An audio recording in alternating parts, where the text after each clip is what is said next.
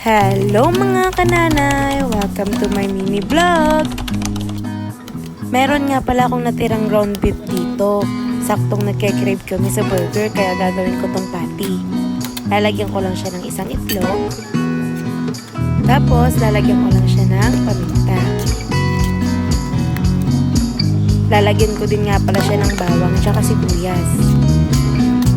At syempre lalagyan din natin siya ng harina.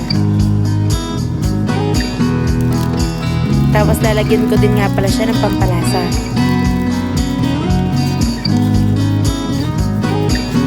So ayan, okay na. Pwede na natin siyang lutuin.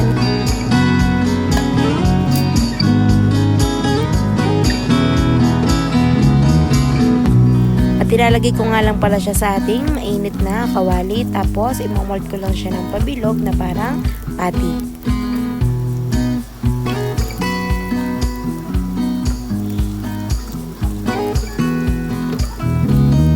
At kapag golden brown ng ating patty, ay pwede na natin siyang baliktarin. Once naluto ng ating patty, ay pwede na natin siyang iahon sa kahirapan. Pagkatapos ko nga palang lutuin lahat ng patty, ay hinanda ko naman ang ating tinapay. So hihiwain ko lang siya at papainitin ko lang sa ating kawali.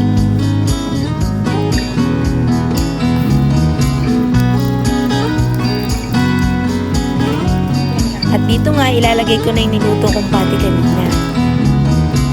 Naglagay din nga pala ako ng cheese. Lalagyan ko din nga pala siya ng burger sauce tsaka cheese sauce.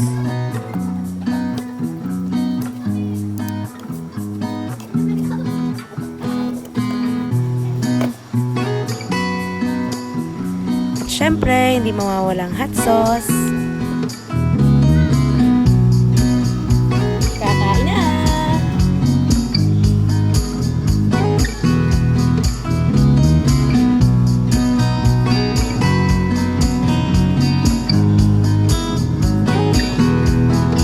First bite, thank you Lord.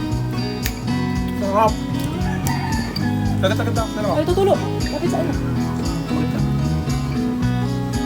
Unang kagat, tinapay agad.